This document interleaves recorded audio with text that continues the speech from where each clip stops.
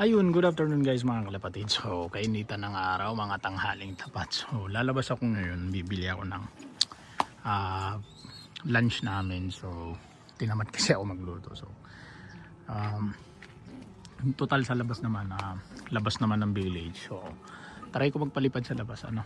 Ah, tapos sasabayan ko ng mga hindi pa nakakalabas gaya ng YB na yan. Try ko nga yan kung pwede na yan. Hindi kaya mawala yan. So try lang natin. So papalabas ako, sasabayan ko siya ng mga dati na nating pinapalipad ito. Tsaka yung grizzle white na yon. Tapos itong brown, try na rin natin. Labas na rin natin yung brown na yan. Tapos siguro sabayan ko ng isa rito. Yan. So ang paliliparin ko yung mga hindi pa nakakalipad. Pero sasamahan ko lang ng mga dati na natin.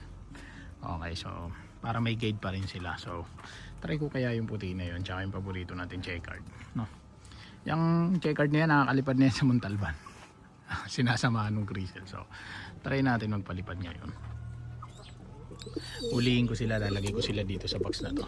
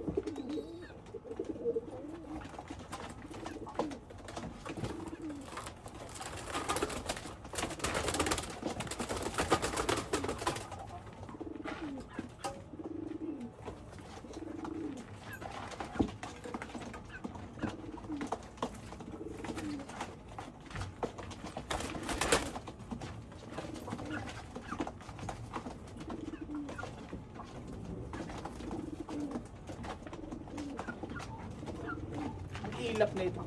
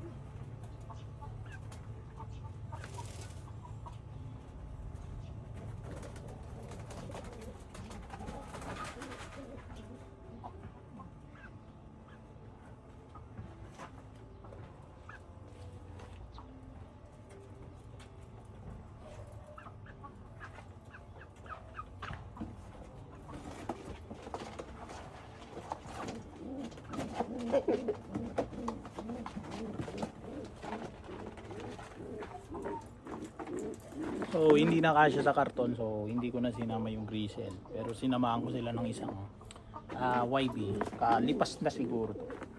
Hindi na siya matatawag na YB.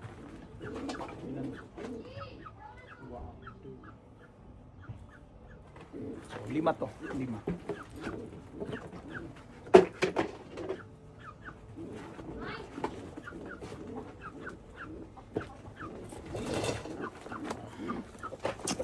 Okay guys, so nandito na ako sa target area. So medyo nilayuan ko na ng konti. Pumunta na ako ng Santa Lucia. So para makita na rin natin yung lipad ng iba. Kasi yung iba rito hindi ko pa talaga nabibitawan. Gaya na lang nung YB na kinuha ko doon. So hindi ko sure kung YB pa rin to o lipas inakay na kasi hindi naman na to umiiyak. So try natin kung makasurvive ba to. So try natin. So dito ko na lang siguro sila pakakawalan sa open area. So itataob ko lang ng konti itong ayan. So tataob ko lang ng konti. Tingnan natin.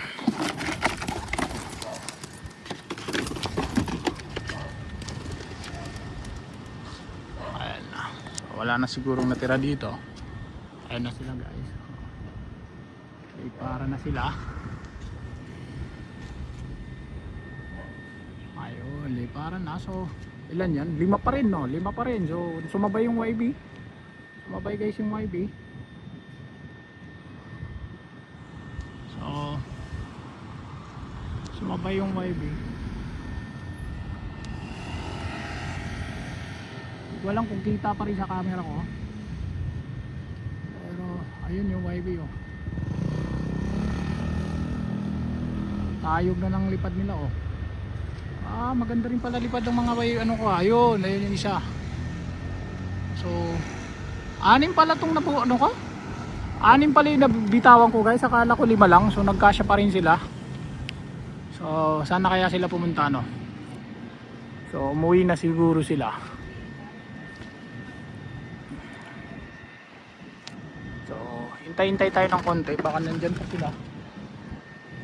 Hintay-hintay tayo ng konti. So wala na, nakaalis na sila, no. Umuwi na sila. So dyan kasi ang pagawi sa amin. So nakalipad na sila.